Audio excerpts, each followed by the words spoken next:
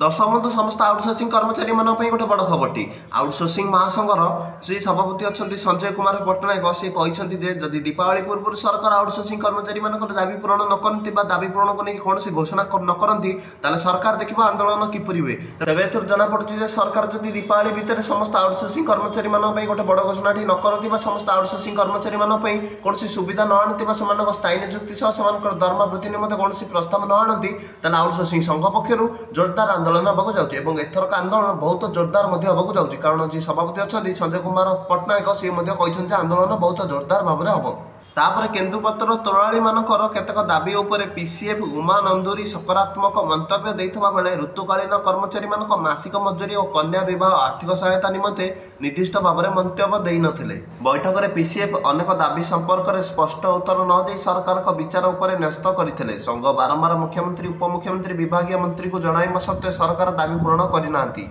तोलाड़ी मानक ठारू आरंभ कर सीजनाल कर्मचारी तथा बंधई श्रमिक माने आर्थिक क्षेत्र में रहिबा नै असंतोष प्रकट करिसेंती। एणु ओडिशा केन्दुपत्र कर्मचारी संघ अक्टोबर 14 तारिख परिवर्ते सरकार को दाबी पूरण 20 दिन आहरी समय देइछि नचेत अक्टोबर 29 तारिख दिन मुख्यमंत्री बासभवन सम्मुख में धारणा दिया बोली कर्मकर्ता निष्पत्ति नैछंती। अन्य पक्षरे चलित मास मध्य तोलाड़ी और बंधई श्रमिकों सामाजिक सुरक्षा सहायता दिया बोली पीसीएफ प्रतिश्रुति देइछंती। आगामी वर्ष तोलाड़ी मानक पत्र दर वृद्धि होई पारे बोली से कहते तेज यह खबरटी दीपावली रे आउटसोर्सिंग कर्मचारी मानकर आंदोलन हो पारे और केन्दुपत्र तोलाड़ी मानकर